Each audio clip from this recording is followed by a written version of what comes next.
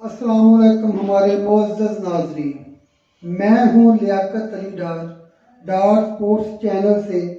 आज मैं अपने नाज़रीन के लिए बहुत मुफीद प्रोग्राम लेकर आया हूँ जिसमें आपकी सेहत के बारे में बात होगी, जिसमें मौसम के लिहाज से जो अमराज पैदा होते हैं इनका इलाज और इनकी तदाबीर के मतलब बात करेंगे, जिससे हमारे नाज़रीन घर बैठे फ़ायदा उठा सकते हैं। जो नाज़रीन हमारे चैनल पर नए आए हैं इनसे गुजारिश है कि हमारे चैनल को सब्सक्राइब भी करें और साथ बेल के बटन को ऑल पर क्लिक भी कर दें ताकि हमारी नई आने वाली वीडियो का नोटिफिकेशन आप तक पहुंच सके। आज हमने अपने चैनल पे जिस मेहमान को मदऊ किया है वो किसी तारुफ के मोहताज नहीं, जनाब हकीम मिर्जा सफदर इकबाल अल मारूफ गट्टी वाले, लेक्चरर अल सेहत यूनानी मेडिकल कॉलेज फैसलाबाद। अस्सलाम वालेकुम हकीम साहब। जी वालेकुम सलाम। हकीम साहब क्या हाल है? जी अल्हम्दुलिल्लाह। हकीम साहब आप हमको सेहत के हवाले से कुछ मुफीद मालूमात से नवाजें ताकि हमारे नाजरीन को इल्म में भी आ जाए कि हम अपनी सेहत को कैसे बरकरार रख सकते हैं। नहमदुहु व नसल्ली अला रसूलिल करीम, अम्मा बाद, फ़अऊज़ु बिल्लाहि मिनश शैतानिर रजीम, बिस्मिल्लाहिर रहमानिर रहीम। सबसे पहले मैं आपका शुक्रिया अदा करता हूँ कि आपने इस चैनल की वसातत से मुझे दावत दी, मेरे लिए एजाज़ है। और आपका चैनल इस इंटरटेनमेंट के हवाले से, सेहत के हेल्थ के हवाले से और ये जो स्पोर्ट्स के हवाले से काम कर रहा है, बहुत काबिल एहतराम है और बहुत इसकी तारीफ है। आज सेहत के हवाले से जो मैं बात अपने नाज़रीन को बताऊंगा उनमें ये चीज़ें हैं कि हमारे जिस्म के अंदर 3 अज़ा ऐसे हैं कि जो अज़ाए रईसा का दर्जा रखते हैं। अज़ाए रईसा क्या हैं? यानी कि ऐसे अज़ा के जो बाकी अज़ा पर रईस हैं। अगर इनको कोई मसला पैदा होता है, सुस्त होते हैं, ठीक से ये वर्क नहीं कर रहे होते हैं, या खुदा न ख्वास्ता इनके अंदर कोई मरज़ की वजह से कोई रुकावट आती है, तो इंसान की सेहत को बाकी अमराज से भी खतरा होता है, लेकिन इससे ज़िंदगी को फौरन खतरा लाक होता है। और ये 3 अज़ा हमारा दिल, दिमाग और जिगर है, ठीक है। लेकिन मैं जिस उज़व के ऊपर आज अपने नाज़रीन को बताना चाहूँगा वो हमारा मिट है, ठीक है। और ये ऐसा उज़व है कि इसके बीमार पड़ने से, इसके खराबी की वजह से बेशुमार और मर्ज़ें सिर्फ इस उज़व की खराबी से पैदा होती हैं। जैसा कि आपने देखा कि ब्लड प्रेशर आम हमारे है, तो ये इसका मेन जो बुनियादी सबब है ना वो मैदे के अमराज हैं, मैदा है। इसके अलावा बुखार का, टाइफाइड बुखार है या और भी बुखारों के असरात हैं, ये इसी वजह से। हमारे सर में दर्द अक्सर जो हल्का हल्का रहता है ये मैदे की खराबी की वजह से है। आधे सर में दर्द होता है, ये भी इसी असरात की वजह से है। तो जिस्म के अंदर जो दर्दें हैं, जोड़ों के अंदर जो खास कर है, ये है मैदे की खराबी की वजह से है। ब्लड प्रेशर है और कोलेस्ट्रॉल का बढ़ जाना है, यूरिक एसिड का बढ़ जाना है और इसी तरह बेशुमार अमराज हैं। बल्कि मैं समझता हूँ कि 70% अमराज ऐसे हैं जो कि इस मैदे की खराबी की वजह से पैदा होते हैं।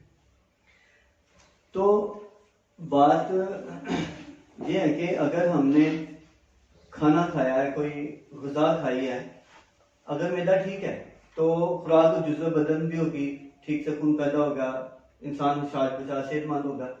और अगर इसके अंदर हमारा मैदा ठीक से काम नहीं करता, सुस्त काम करता है, ग़िज़ा को टाइम पे हज़म नहीं करता है, तो फिर ज़ाहिर है इसके मुकाबले में क्या होगा? अगर तो वो रतूबात पैदा कर रहा है, बल्कि रतूबात हैं, फिर उसके साथ बल्क में मादे ज़्यादा पैदा हो जाते हैं जो जिस्म के अंदर रुकेंगे, ठहरेंगे तो मुख्तलिफ अमराज पैदा होंगी। इसी तरह अगर वो रतूबात पैदा कर रहा है, यूरिक एसिड, कोलेस्ट्रॉल, ऐसे मादे ज़्यादा पैदा हो जाएंगे। कोलेस्ट्रॉल है तो हार्ट की तरफ, खून के अंदर गाढ़ापन आ जाएगा, हार्ट की तरफ अमराज जाएंगे। और यूरिक एसिड अगर बढ़ेगा जिस्म के अंदर, वो दर्दों वाले अमराज पैदा हो जाएंगे। अलगर्ज के ये ऐसा उद्दवक है जिसका सेहतमंद रहना ही सेहत की दलील है। तो हमें इसके लिए जो खास बात है इंसानी सेहत के असूल के मुताबिक लाइफ गुजारनी चाहिए। इनके लिए जो सबसे बड़ा मैं असूल बोलूँगा ना, जो मैं जिसको सबसे ज़्यादा अहमियत देता हूँ, वो ये है कि नबी पाक सल्लल्लाहु अलैहि वसल्लम का इरशाद ग्रामी है कि जब आप खाना खाओ कुछ भूख छोड़ के खाना खाओ। और भूख छोड़ने का मतलब ये है कि हम अपने मैदे को बहुत ज़्यादा बोझ ना डालें, अब हम अपने मैदे को बहुत ज़्यादा काम ना लें। और जब भूख छोड़ के खाना खाया जाएगा तो वो जल्दी हजम होगा तो खुराक जो बदन से ज़्यादा होगी, यानी सेहत तंदुरुस्ती की ये बात दलील है। इसी हदीस शरीफ के मुताबिक एक वाक़या मेरे ज़हन में आता है कि एक इलाके में हकीम साहब जाके अपना शिफाखाना बनाते हैं। कुछ दिन 8-10 दिन हो चुके होते हैं, उनके पास कोई दवाई लेने के लिए नहीं आता। तो वो हैरान होते हैं कि यार ये इलाका ऐसा है कि इसमें कोई बीमारी नहीं है। उन्होंने लोगों से दरियाफ्त करने हैं, फिर मालूम हुआ कि इस इलाके के जो लोग हैं ना, नबी पाक सल्लल्लाहु अलैहि वसल्लम के हुक्म के मुताबिक बाकी अमाल करते हैं। उनमें ये अमल ये भी करते हैं कि खाना खाते वक्त कुछ भूख छोड़ देते हैं, जिससे उनका मैदा सेहतमंद रहता है। अगर मैदा ठीक सेहतमंद है तो बाकी अमराज नहीं पैदा होती हैं। इसलिए इंतहाई ज़रूरी है नाज़रीन कि हम सेहतमंद ज़िंदगी गुजारने के लिए हमें हुज़ाने सेहत के असूलों पर सख्ती से अमल करना चाहिए, और मामलों में नहीं, कम अज़ कम सेहत के मामले में हमें सीरियस होना चाहिए। तो कुछ खाना खाने के आदाब में बहुत अहमियत रखते हैं इस मामले में, जैसा कि हम खाना खाते हैं, खाना पहले पेट भर के खाया, उसके बाद पानी 1-2 गिलास पी लिए, फिर हम उठने बैठने से आवाज़ार हो जाते हैं।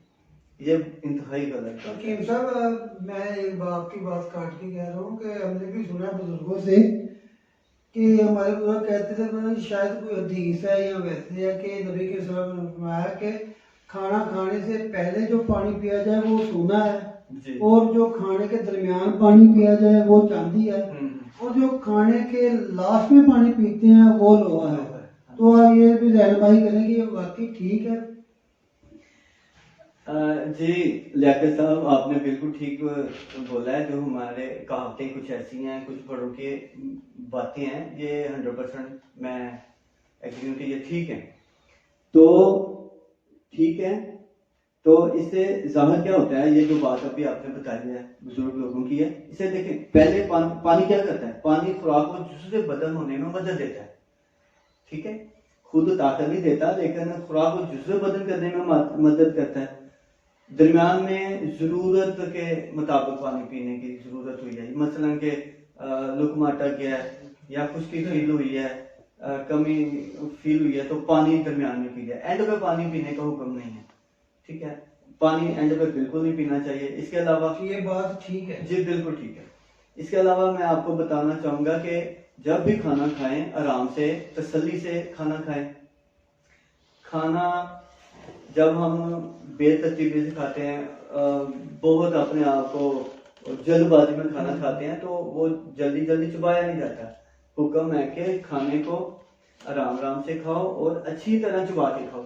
अगर हमने अच्छी तरह चबा के खाया तो वो जल्दी हजम हो जाएगा, हजम होने का मामला है। और इसके अलावा ये है कि जब खाना जल्दी हजम हो गया ना ज़्यादा चबाने से, और जब हम गुज़ा खाते हैं ना, सबसे पहले हम मुंह के दांतों से उसको चबा के दूर करते हैं, ज़्यादा चबाने का हुक्म है। उसके बाद हमारे स्टमक के अंदर, मैदे के अंदर ग़िज़ा जाती है, इधर भी हजम होने का, जुज़्व बदन होने का अमल होता है। इसके बाद हमारी छोटी आंत के अंदर खाना जाता है, इधर भी हजम और जुज़्व बदन, फिर बड़ी आंत के इधर भी यही अमल होता है। यानी कि हमारे स्टमक से लेके बड़ी आंत तक ये खाना ग़िज़ा जो है, हजम और जुज़्व बदन का अमल होता रहता है। ज़ाहिर है अगर मैदा ठीक है तो हजम ठीक है, सेहतमंद माहौल पैदा होगा। अगर हाजमा नहीं ठीक, मैदा ठीक से काम नहीं किया, तो वो बीमारियों का सबब बनेगा। और एक ही मिजाज की चीज़ बार बार नहीं खानी चाहिए। एक ही मिजाज का मतलब है कि आज कोई गर्म चीज़ खाई है, कल कोई सर्द चीज़ खानी है, उसके इसी तरह कोई उसके अगले अगले दिन कोई मुतदल टाइप चीज़ खानी है, या फिर इसको ऐसे लेते हैं कि आज कोई गोश्त टाइप कोई चीज़ खाई है, ठीक है, अगले दिन सब्जी खा लें आप, उसके अगले दिन आप कोई दाल वगैरह खा लें। यानी इस तरह इतदाल पसंदी से चलना जो है ना सेहत की जामन चीज़ें हैं, और सुकून से आराम से बैठ के खाना चाहिए। अक्सर मैंने देखा मेरे भाई क्या करते हैं कि जल्दी जल्दी खाना ला दो जी, मैंने जाना है। उससे क्या होता है कि तवज्जो हमारी काम पे होती है और हम खाना खा रहे होते हैं, और जो खाना खा रहे होते हैं ये ऐसी गज़ा हजम नहीं होती है। तो हफ्ज़ाने सेहत के असूल के मुताबिक खाना खाना, अपनी ज़िंदगी को बसर करना ही सेहत की ज़मानत है। और मैं नाज़रीन से इल्तिमास करूँगा कि हमेशा अपनी लाइफ के अंदर इस्लामी तरीके को शामिल करें, और अपने खाने पीने में एक अच्छी जो रवायत है हमारे बड़ों वाली सेहत के असूलों के मुताबिक उसको पैदा करें, ताकि हम और हमारी नस्लें सेहतमंद हों। देखिए मतलब हमारे ना दोस्तों ने ना कुछ सवाल हमें ना मैसेज किए थे, तो आप नाम तो नहीं दे सकते उनका, तो वो हम आपसे कहेंगे कि आपने ज़रा गाइड करना है उनको, तो उनकी तकालीफ जो हैं, अमराज हैं जो उनके आपने बताने हैं। ठीक है हकीम साहब, मुझे खाया पिया हजम नहीं होता, खाना खाने के बाद पेट फूल जाता है, आप जरा रहनुमाई करते हैं। जी लियाकत भाई, जैसा कि मैंने अपने अभी थोड़ा सा अपने नाज़रीन को जो गाइड करने के लिए कुछ बातें बताई हैं, उनसे उनके मुताबिक ये उस चीज़ को जो शिकायतें भाई साहब ने की है ना, उसका जिक्र मिलता है। अगर खा के हजम नहीं हो रहा तो इसका मतलब है कि स्टमक ठीक से काम नहीं कर रहा, इनका स्टमक ग़िज़ा को जल्दी हजम नहीं करता। उसके रिएक्शन में क्या होता है कि गैस, हवा, तेज़ाब, ऐसे मामला फिर पैदा होते हैं, गैसें ज़्यादा पैदा होती हैं। अगर वो फूलता है तो इसका मतलब कि नफक हो जाता है, पेट में हवा रुकती है, फारा सा पैदा होता है, और यकीनन इनको अंतड़ियों के अंदर खुश्की के असरात की वजह से इजाज़त ठीक से नहीं आ रही, इसलिए ये मामले पैदा हो रहे हैं। एक तो इनको चाहिए कि दिन में 2 बार सैर लाजमी करें, ठीक है, खाना खाने में जो मैंने बातें बताई हैं उस पर अमल करें, इंतहाई ज़रूरी है। और कुछ चीज़ें ऐसी हैं जो कि पेट के अंदर गैस हवा पैदा करती हैं, उनका परहेज़ करें। आम पंजाबी में जिसको बाती चीज़ें बोलती हैं, यानी कि ये सब चावल, गोभी, दाल, माश, मटर, भिंडी, फ्राई चीज़, इन चीज़ों का ज़रा सख्ती से परहेज़ कर लें। अगर ये परहेज़ कर लें तो इंशाल्लाह ठीक हो जाएगा। लेकिन फिर भी मैं एक नुस्खा बताता हूँ इनको। ये मजून है जवारिश कमूरी, और यही 1 टीस्पून सुबह दोपहर शाम पानी के साथ खाएं, हल्के नीम गर्म पानी के साथ। और रात को सोने से पहले 1 टीस्पून अतरीफुल ज़मानी मजून है, ठीक है, इसका लें नीम गर्म पानी के साथ। इंशाल्लाह 2-4 दिन के अंदर ही इनका मामला ठीक हो जाएगा। अच्छा, एक हमारे भाई हैं, छोटे भाइयों की तरह ही है, वो हमारे दोस्त हैं, उनका भी मसला था कि वो कहते थे कि जब खाना खाता हूँ तो पेट में बोझ पड़ जाता है, जब तक वॉशरूम ना जाऊँ तो इजी नहीं होता। अगर रहनुमाई करके बताएं कि इनको। अगर देखा जाए तो जो पहले साहब का बयान है ना, उनको जो तकलीफ, ये सेम मर्ज है, सिर्फ अपनी कंडीशन कैफियत बताने की जरा बात अलग है, लेकिन इनको अजाबत का मामला ज़्यादा है, खुश्की के असरात ज़्यादा है, खाना इनका भी नहीं ठीक से हजम हो रहा। एक ही मामला, इनको भी जवारिश कमूनी ही चाहिए, और इनको साथ ऐसा एक थोड़ा सा कावे के साथ ये मजून खाएं। कावा है कि ज़ीरा 3 माशे, अजवैन 3 माशे, और पुदीना 3 माशे। 1 कप पानी लेके इसको जोश दें, हाफ कप रह जाए तो उतार लें, आधा कप सुबह पिएं और आधा कप शाम को पिएं, खाना खाने से आधा घंटा बाद। और ये भी परहेज करें चावल वगैरह चीज़ों से, चावल गोभी वगैरह जो चीज़ें हवा पैदा करती हैं, जहाँ बड़ा गोश्त है, फ्राई चीज़ें हैं, बाजार के खाने हैं, इन चीज़ों का ज़रा परहेज करें तो इंशाल्लाह ये भी ठीक हो जाएगा। लेकिन सर एक मेरे दोस्त ने मैसेज किया है कि मेरे जिस्म में खासकर जोड़ों में दर्द रहता है, चलते फिरते वक्त दर्द बढ़ जाता है, ज्यादा वक्त बैठ जाऊं तो उठा नहीं जाता और दर्द शदीद होता है। अगर इनको भी रहनुमाई कर दें। जी ज़रूर। इनके लिए ऐसा कि इनके यकीनन जो कोलेस्ट्रॉल लेवल है ना जिस्म के अंदर वो बढ़ चुका है और यूरिक एसिड भी ज़्यादा है और मैदे की ये मर्ज़ है। ये ऐसा नहीं है कि ये सिर्फ पट्टों की वजह से ही जॉइंट्स के अंदर दर्द होती है, असाब भी तकलीफ और होती है और जॉइंट के अंदर कोलेस्ट्रॉल या यूरिक एसिड की वजह से, यूरिक एसिड ही ऐसा मादा है जो जिस्म के अंदर रुकता है जोड़ों के अंदर, जैसे जैसे वो रुकेगा ज्यादा होगा तो दर्द का ज्यादा शिद्दत बढ़ जाती है। तो इनके लिए दो चीजें हैं, एक तो मालिश हो इनकी जॉइंट की, हीट पहुंचे, मसाज हो इनका, ताकि वो जो मादा है वो खारिज हो जाए, फिर इनको सुकून होगा। दूसरे मेडिसिन के जरिए मेडिसिन खाएं, ये अपनी मेडिसिन नोट कर लें साहब, माजून अजरकी है, ठीक है, असाब ये दर्दों के लिए बहुत अच्छी चीज़ है। 100 ग्राम माजून अजरकी है, 100 ग्राम माजून सुरिंजन, इन दोनों को मिक्स करना है, अलहदा निकाल के ना डब्बियों से अलहदा इनको मिक्स करना है। सुबह शाम ये 1-1 टीस्पून नीम गर्म पानी के साथ खाना है।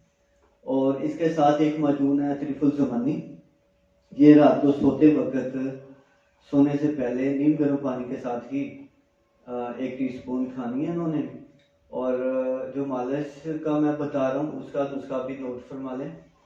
इनके लिए ऐसा करना, 100 ग्राम अलसी का तेल लेना, 100 ग्राम जैतून का तेल लेना और 10-10 ग्राम ये चीज़ें मैं बता रहा हूँ, इनके अंदर है लौंग, जायफल, मगज जायफल, जावित्री, दालचीनी, अकरकरहा, सुंठ, बाबूना, मालकंगनी और रतनजोत। ये 10-10 ग्राम चीज़ें लेके इनको थोड़ा सा बारीक करना है और तकरीबन 1 पाव के करीब पानी इसके अंदर इनको रात को भिगो देना है। सुबह हल्की आंच पे इनको पकाएं। जिस वक्त एक छटांग के करीब पानी रह जाए या आधी छटांग के करीब पानी रह जाए तो उसी बर्तन के अंदर वो जो ऑयल है ना, तो जैतून का और अलसी का, उसको उसके अंदर डाल के आंच हल्की रहने देंगे, पकने के लिए छोड़ दें। कुछ देर के बाद ऐसा होगा कि पानी खुश्क हो जाएगा, सिर्फ ऑयल रह जाएंगे, उसका कलर चेंज हो जाएगा, उसके अंदर खुशबू आनी शुरू हो जाएगी। अगर पानी सारा खुश्क हो जाए तो उसको आंच बंद कर देनी, ठंडा हो जाए या नीम गर्म हो तो उसको पुन लेना बारीक कपड़े से और पुन के किसी साफ बोतल के अंदर उसको सेव कर लें और दिन में 2 बार मालिश करनी है, ठीक है। जिस जॉइंट के अंदर ज्यादा पेन है उसके अंदर अच्छे तरीके से मसाज करना है, तो इंशाल्लाह बहुत जल्दी ठीक हो जाएंगे। और इनके लिए एक और खास चीज़ है, परहेज इनके लिए बहुत ज़रूरी है। मैंने देखा कि इस मर्ज के जो अफराद हैं ना, ज़रा सी बात परहेजी करते हैं तो इसका मर्ज फौरन बढ़ जाता है। इनके अगर मौसम के हिसाब से वो लस्सी का इस्तेमाल करते हैं, ठंडा पानी बर्फ वाला ये बिल्कुल नहीं इस्तेमाल करना है, कोल्ड ड्रिंक वगैरह। इसके अलावा चावल, गोभी, दाल माश, मटर और भिंडी वगैरह, बड़ा गोश्त, क्योंकि इनके अंदर भी बहुत ज़्यादा यूरिक एसिड के साथ होते हैं, ऐसी चीज़ों का सख्ती से परहेज करें तो इंशाल्लाह 2-4 दिन के अंदर ही इनको फ़र्क फील होगा। जब तक मुकम्मल इनका आराम नहीं आता ये मेडिसिन जारी है, इंशाल्लाह बहुत जल्दी इनकी तबीयत अच्छी हो जाएगी। कीम साहब, एक हमारे दोस्त ने हमें मैसेज किया कि मुझे खारिश का मसला है, मफीज का मशवरा दें और इसका क्या इलाज करें हम। खारिश असल में हमें 2 तरह से मिलती है। एक तो होता है कि एक से दूसरे को आ गई, छुट्टी मर्ज है ना, तो कपड़ा यूज किया है, कोई साथ उठे बैठे हैं, जहाँ हाथ लगाया है, ठीक है। एक तो इस तरह से ये मर्ज पैदा होता है। दूसरा मर्ज इस तरह से होता है, खून के अंदर गाढ़ापन आता है। गाढ़ापन गर्मी के असरात की वजह से भी हो सकता है, किसी मेडिसिन का हीट गर्मी है वही है ना, उससे भी पैदा होता है। या फिर सर्दी के मौसम में आजकल हम लोग पानी नहीं पीते, पानी कहते हैं जी पानी पीते हैं तो हमको सर्दी ज्यादा लगती है, ठीक है, उसमें शक भी नहीं है। और लेकिन ऐसा नहीं है कि अगर सर्दी लगती है तो पानी नहीं पीना। पानी इस मौसम में मैं स्पेशली अपने नाज़रीन को बोलूंगा कि सर्दी के मौसम के अंदर आपने पानी लाजमी पीना है। अगर बहुत ज्यादा नहीं तो कम से कम 8 गिलास से 10 गिलास तो लाजमी पिए। इसका तरीकाकार ये करें कि पानी को गर्म करें, नीम गर्म, उसको किसी कूलर के अंदर डाल लें या थर्मस के अंदर डाल लें ताकि वो नीम गर्म रहे, ठंडा ना हो। उसको उस हालत में पिए, जरूरी नहीं कि ठंडा ही है तो वही आपने पीना है। अगर पानी नहीं पीते, खून के अंदर हीट ज्यादा हो जाती है, उससे प्लाज्मा कम होता है, खुश्क होता है, ब्लड के अंदर गाढ़ापन आ जाता है, फिर व्हाइट सेल और रेड सेल ज्यादा होते हैं, फिर तो ज़ाहिर तपश पैदा होनी है, खारिश, फिंसी, ऐसा अमराज फिर पैदा होनी है। इनके खून के अंदर गाढ़ापन आने की वजह से जिस्म के अंदर खारिश है। और इनको चाहिए कि पानी का इस्तेमाल ज्यादा करें, सैलड वगैरह का, सलाद, खीरा, गाजर, मूली वगैरह, टमाटर और प्याज नहीं इन्होंने यूज करना, ठीक। और ये चीज़ों का इस्तेमाल ज़्यादा करें। और इसके अलावा एक शरबत का मैं इनको नुस्खा भी नोट करवा के दे रहा हूँ कि शरबत खुद तैयार करें तो ज़्यादा बेहतर, बाजार से ऐसी चीज़ें नहीं मिलनी है। नोट कर लें, संदल सफेद बरादा 1 तोला यानी 10 ग्राम, अफसन 3, चरायता, उनाब, गुलसुरख, मुंडी बूटी और अजवाइन और गुलसुरख भी होगी। 10-10 ग्राम ये सारी चीज़ें लेके इनको कम अज कम 1.5 किलो पानी के अंदर 12 घंटे तक, 8 घंटे तक लाजमी भिगोएं। और सुबह के अगर रात को भिगोया है तो सारी रात भिगोने के बाद सुबह उनको हल्की आंच पे जोश दे। पानी पाक के जिस वक्त 1.5 पाव रह जाए उसको आंच बंद करनी है, फिर उसको किसी कपड़े के साथ पूंद लेना है। पूंदने के बाद 3 पाव चीनी डाल दें, 3 पाव चीनी डाल के उसको शरबत जैसा कवाम बनाएं, शरबत की तरह। फिर उसको ठंडा करके किसी बोतल के अंदर महफूज कर लें। दिन में 3 बार 1-1 गिलास सादे पानी के अंदर इतना 2 टेबल स्पून डाल के ये पिए। इंशाल्लाह इसी से मुकम्मल ठीक है। एक मैंने आपसे बात कर दी थी, आपने जो ये नुस्खा बताया है वो घर में तो लोग कहते हैं कि बहुत मुश्किल है कि आपसे कोई राब्ता करे कोई दोस्त, जी तो वो आपसे तो ये अवेलेबल हो जाएगा ना? जी अल्हम्दुलिल्लाह, जाहिर है हमारा काम ही यही होता है, तो मौसम के हिसाब से, अमराज के हिसाब से हमने ये चीज़ तैयार करनी होती है ज़रूरत के हिसाब से। तो बिल्कुल अगर कोई खुद नहीं तैयार करता, वैसे मैंने बड़ी डिटेल से ये नुस्खा बता दिया है ताकि इसका जो सदका जारी है ना, खिदमत है, तो इस हवाले से, इस नीयत से मैंने बताया है कि अगर वो घर में बता, 1 बार बनाएगा, 2 बार बनाएगा, तीसरी बार तो बहुत अच्छा बनेगा ही, बहुत अच्छा। तो अगर कोई नहीं बना सकता मसरूफियत की वजह से या किसी और वजह से, तो हम हाजिर हैं, तो मैं भी इंशाल्लाह बना के दे सकता हूँ। अच्छा, तो एक और सवाल है जी कि एक दोस्त कहता है कब्ज रहती है और अक्सर पेट में दर्द रहता है, आप इस बारे में भी थोड़ी सी रहनुमाई कर दें उनको। जाहिर है जी, जिसको कब्ज का मसला है, कब्ज क्या चीज है? हमारी बड़ी आंत के अंदर खुश्की पैदा होती है, गर्मी के साथ की वजह से भी होती है, या कुछ खाने के साइड इफेक्ट भी होते हैं, बाजार के ज्यादा खाने होते हैं, ठीक है, या कुछ चीजें ऐसी हैं जो कुछ टाइप वो कब्ज का सबब बनती है, अंतड़ियों के अंदर छुड़ा पैदा करती हैं, रुकावट पैदा करती हैं, और आंत खुश्क होती है, वो ऐसे सिक करती है ना, तो जो फुसला होता है वो उसके अंदर अटक जाता है, तो ये इस वजह से फिर वो ये चीजें कब्ज ही हैं। कब्ज की आगे 2 किस्म है, एक तो मोशन बिल्कुल नहीं आता, बहुत हार्ड किस्म का खाना, जैसे गर्भवती करती है वो हार्ड होता है। दूसरा, अगर मोशन ठीक से पूरी तरह खारिज नहीं हो रहा, अजाबर पूरी तरह से नहीं हो रही, ये भी मैं समझता हूँ ये कब्ज की शिकायत है। जब कब्ज है या फिर अजाबर ठीक से नहीं खुल के नहीं हो रही है, तो ये क्या होता है कि जिस्म के अंदर जो अल्लाह ने रद्दी मवाद, फाजिल मादे खारिज करने के जरिए बनाए या नहीं हो रहा है, उन्होंने फिर अपनी वो खराबियाँ पैदा करनी होती हैं। गैसेस पैदा होगी, हवा रुक जाएगी, इन्फेक्शन हो जाएगा, सोजश आ जाएगी, स्टमक के अंदर, पेट के अंदर दर्द का एहसास उनको इसीलिए हो रहा है। तो अब इलाज की बात करता हूँ। कब्ज का बेहतरीन इलाज है नेचुरल ऑयल का यूज़ करना। हमारे बाल दाद हैं या हम स्टार्ट से जो खुराकें यूज़ कर रहे हैं वो क्या है? दूध है, अहम हिस्सा है, देसी घी है, नेचुरल ऑयल है, मक्खन है। ये हमारी ग़िज़ा का अहम हिस्सा बदकिस्मती से मैं फील कर रहा हूँ कि इस दौर में हमें ये या हमारे बच्चों को ये चीज़ें नहीं मिल रही।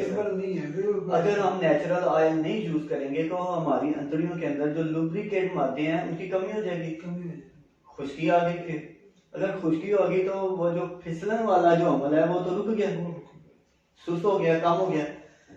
तो फिर जो फाजिल मादे नहीं खारिज होने, फिर अमराज ही हैं। और कब्ज एक बहुत बुरी, मैं इसको समझूंगा कि ये एक मर्जों में से मर्ज है। इसके लिए इंसान अगर ऐसी कंडीशन में है तो वो नेचुरल ऑयल हर सूरत यूज़ करे। और मेडिसिन के तौर पे ऐसे पेशेंट को इंसाफ के लिए मैं रिकमेंड करता हूँ कि डेली हर रोज़ रात को सोने से पहले कम से कम 1 गिलास दूध नीम गर्म करना है। उसके अंदर चीनी वगैरह अगर डालनी ठीक है, अगर नहीं डालनी तो कोई बात नहीं है। उसके अंदर 2 टीस्पून, अगर ज़्यादा कब्ज है तो 2 टीस्पून, अगर कम है, मोशन आता है लेकिन ठीक से नहीं आता तो 1 टीस्पून रात डाल के नीम उसको मिक्स करके ना डेली यूज़ करना है। ठीक है, कम से कम 3 से 4 दिन यूज़ करें। उसके बाद 3-4 दिन वक्फा करके फिर 3-4 दिन, ऐसे 3-4 बार करने से ना इंशाल्लाह उनकी कब्ज मुकम्मल ठीक हो जाएगी। और परहेज भी ज़रूरी इनके लिए, बाजार के खाने गोश्त का इस्तेमाल ना करें, और ये फ्राई चीज़ें, पकौड़े, समोसे, पराठे, इन चीज़ों का भी परहेज करें। और दोपहर के वक्त सलाद जिनके अंदर हो खीरा, गाजर, मूली, इन चीज़ों का इस्तेमाल करें, ये बहुत ज़रूरी है। वकील साहब, एक मेरी तरफ से सवाल है। जी। मैं कहता हूँ कि ये ना हर घर पे मसला है, ये वाला दरपेश है आजकल। जो बच्चों के कह लें कि जो मोबाइल का बेधड़क इस्तेमाल है, ठीक है, वो आप ऐसे देख रहे हैं कि बच्चे रात को 2-2, 3-3, 4-4 बजे तक सोते नहीं है। बिल्कुल है। ठीक है, ये उनको ये बताएं कि लोगों को एक रहनुमाई करें कि ये काम जो बच्चे कर रहे हैं जो वालिदैन के कंट्रोल में नहीं है, उनको क्या चाहिए और बच्चों को क्या समझाएं कि ये क्या करें, क्योंकि उनको जिस्मानी असरात में क्या प्रॉब्लम आ रही है। जी लियाकत भाई, ये जो आपने बात की है ना, ये मर्ज तो नहीं है, लेकिन अगर मर्ज है तो ये खलाकी मर्ज है। और आपकी बात ठीक है, आपकी जो परेशानी बिल्कुल जायज़ है कि इस दौर के अंदर हमारा कसूर है। वालिदैन अगर अपने बच्चों को ज़्यादा छूट देते हैं तो गलत करते हैं। बच्चा तो बच्चा है ना, इसको तो नहीं इल्म ना कि इसका नुकसान क्या है। लेकिन मैं अपने नाज़रीन से एक इस बारे में जो लियाकत साहब ने एक मसला बहुत अहम बताया ना, इसके लिए मैं बताऊं कि ये ज़्यादा इस्तेमाल जो है ना मोबाइल का, ख़ासकर बच्चों के लिए, छोटे बच्चे होते हैं, असाब कमज़ोर होते हैं, स्टेमिना कम होता है, कुव्वत मुदाफ़ियत भी कम होती है, तो ऐसा बच्चा वो फिर करते क्या है, उसके अंदर मगन हो जाते हैं। यानी कि मोबाइल लेके है, कार्टून देख रहे हैं या वैसे ही चैट कर रहे हैं, कुछ कर रहे हैं, तो फिर देखी जा रही इतना क्लोज उसको अपने करते हैं कि वो लाइट उनकी आंखों पे बड़ा मुज़र असर डालती है, उनके असाब पे, उनके दिमाग पे बड़ा असरात आते हैं। ये तो पट्ठों पे भी प्रॉब्लम होती है ना, जब आपने एक जगह स्टिल हो ही जाना है। जी, मैं वही बता रहा हूँ ना कि हमारे असाब के ऊपर इसका तनाव आता है, हमारे असाब खींचे चले जाते हैं। अगर मुसलसल देखना, एक इसी तरह मेरे पास पेशेंट है, उनके वालिद साहब मुझे कहने लगे कि हमारा बेटा देखता है 2-2 घंटे 2.5-2.5 घंटे एक ही कैफियत में बैठे रहते हैं कि वो इतने ज्यादा, मगर उन्हें पता ही नहीं होता कि मैं किस तरह बैठा हूँ। ये तो बहुत बुरी बात है। इसका इस्तेमाल जो बच्चों के लिए इंतहाई मुज़र है। अगर असल में ये तो है कि ज़रूरत की चीज़, कारोबार के लिए एक अहम चीज़ है। तो अगर हम अपने बच्चों को इतनी इतनी देर के लिए मोबाइल फ़ोन दें, इन बच्चों का कसूर नहीं, मैं समझता ये वालिदैन का कसूर है कि बच्चों के लिए सख्ती से पेश आएँ ताकि उनकी तरबियत अच्छी हो। अच्छा हकीम साहब, आखिरी सवाल है, लास्ट क्वेश्चन, कि सेहत और तंदुरुस्ती को बरकरार रखने के असूल अपनाने चाहिए एक, और दूसरा मोटापे से कैसे छुटकारा पाया जाता है। अब ये भी दोनों का रहनुमाई कर दें। ज़ानी सेहत के असूल, सेहत को तंदुरुस्ती को बरकरार रखने के लिए तो मैंने बड़ी, मेरे ख्याल से डिटेल से मैंने बताया हुआ कि इस पे अमल करने से ही सेहत तंदुरुस्ती बहाल होगी। लेकिन फिर भी मैं एक ना आपको एक वाकया बताने लगा हूँ। सच ऐसा हुआ कि एक मेडिसिन बनाने वाली कंपनी ने ख्याल किया कि मैं एक ऐसी दवाई इजाद करता हूँ जो सेहत और तंदुरुस्ती के लिए। तो सेहत और तंदुरुस्ती के लिए मेडिसिन के लिए क्या किया उन्होंने कि हुक्मा हजरात को इकट्ठा किया, डॉक्टर हजरात को इकट्ठा किया, सबसे अलग अलग मशवरा किया गया, सबसे पूछा गया कि आपके नज़दीक सबसे अच्छी मेडिसिन कौन सी है जो सेहत तंदुरुस्ती के लिए। सबको अपना अपना एक्सपीरियंस है। किसी ने कहा कि मेरे नज़दीक ये नुस्खा बहुत अच्छा है, किसी ने कहा नहीं ये इससे भी ज़्यादा अच्छा है, दूसरे ने कहा मुझे इसका एक्सपीरियंस है, ये इससे भी बहुत अच्छा है। उधर एक बुजुर्ग बैठे हुए थे, वो कहते हैं कि साहब मुझसे ना ही पूछो, क्या ये जो नुस्खा अगर मुझसे पूछा है ना तो आपने जितना कुछ लिटरेचर इकट्ठा किया है ना, जो कुछ मालूमात ये सारी खत्म हो जानी है आपकी। ठीक है। वो कहते हैं कि अच्छा ये क्या बात हुई कि आपके बोलने से, आपके बताने से ये सारी मालूमात खत्म हो जाएंगी। तो अच्छा चले, पहले अगर नहीं भी पूछना तो अब तो लाजमी बताएं कि क्या बात है। फिर वो जो बुजुर्ग थे वो कहने लगे, देखें सेहत तंदुरुस्ती का राज परहेजगार जिंदगी है, दवाइयां नहीं है, सही अद्वियात नहीं है, कोई नुस्खा नहीं है। सेहत और तंदुरुस्ती के लिए परहेजगार जिंदगी, और परहेजगारी क्या है? डिसिप्लिन है, जिस पे हमने आज सारे प्रोग्राम में बात की है ना, वो सारी डिसिप्लिन और उसूलों पे ही बात की है। अगर कामयाब किसी इंसान ने होना है तो उसको असूलों पे चलना जरूरी है, डिसिप्लिन अपनाना इंतहाई जरूरी है। बाकी वो आपने बात मोटापे की है, जो कि हमारे माशरे में काफी ज्यादा है, मर्दों की निस्बत औरतों को ज्यादा है, और मैंने देखा कि छोटी उम्र के अंदर ही ये मोटापे के असरात आते हैं। लेकिन साहब असल में ये है तो सारा अनडिसिप्लिन ही है। ठीक है, ओवर ईटिंग है, खाना खा के फौरन सो जाना, कोई मुशक्कत नहीं, हार्ड वर्किंग नहीं है, कोई गेम शेम नहीं है। मैंने आपके वो चैनल पे देखा हुआ है कि वो जी आपकी प्रोडक्ट एक्सरसाइज, जिम प्रोडक्ट मैंने देखी हैं, एक्सरसाइजें आपने उनकी बताई हैं, वो इंतहाई परफेक्ट हैं, बहुत अच्छी हैं। और अगर एक इंसान घर में आपकी जो प्रोडक्ट वो घर में करने वाली है, वो घर में करने वाली प्रोडक्ट अगर कोई ना कोई गेम करता है तो वो मोटापे का शिकार नहीं होगा। उसके फवाद क्या हैं? खाना पिया हजम होता है, साबित होता है, इंसान डेवलप होता है, स्टेमिना ज्यादा होता है, जिस्म के अंदर फाजिल मादे खारिज होते हैं, इंसान सेहतमंद हो जाता है, खाया पिया हजम होता है, यानी कि इनके बेशुमार फवाद। तो मोटापे का जो इलाज की बात है, सबसे पहले हमने डिसिप्लिन पे आना है, वो करना ही पड़ना है, टाइम पे खाना चाहिए, और ऐसी चीजें जो कि बहुत ज्यादा कैलोरीज जिसके अंदर हैं वो नहीं बिल्कुल खानी, ऑयली चीजें नहीं खानी, फ्राई चीजें बिल्कुल नहीं खानी, चावल गोभी वगैरह दाल माश मटर, इनको ये जो हवा पैदा करने वाली चीजें हैं ये बिल्कुल नहीं खानी। और रोटी का इस्तेमाल का, गंदम का इस्तेमाल इंतहाई कम करना है। अगर एक बंदा 2 रोटी खाने वाला है ना, तो वो 1 पे आ जाए। सही। 1 रोटी सुबह खाए, सिर्फ 1 रोटी शाम को खाए। दोपहर के टाइम अगर भूख लगती है, मौसम का फर्क होता है, छोटे दिन में नहीं खास लगती, बड़े दिनों पे तो बहुत ज्यादा भूख लगती है। उसके लिए सिर्फ दोपहर के टाइम सलाद खाए। मूली बहुत अच्छी है इसके लिए, मूली है, गाजर है, शलजम है, और खीरा है, और सलाद का पत्ता है, पुदीना है, इन और इसके अंदर काले चने बॉयल करके वो भी डाले जा सकते हैं। यानी कि पेट भर के चाहे सलाद खा ले, उसके अंदर लेमन का इस्तेमाल करें, ठीक है। और ये ऐसी नॉर्मल सी खुराक होनी चाहिए। अगर वीकनेस फील होती है साथ में, अच्छा ऐसा भी देखा कि एक मोटापे का शिकार आदमी है ना, उसके अंदर असाबी ताकत नहीं होती है, वीकनेस भी ऐसे ही ये देखने में ऐसा होता है कि बहुत ताकत है, फूल गया, लेकिन असल में ताकत नहीं होती इसमें, अंदर से अगर खोखला होता है। ऐसा ही।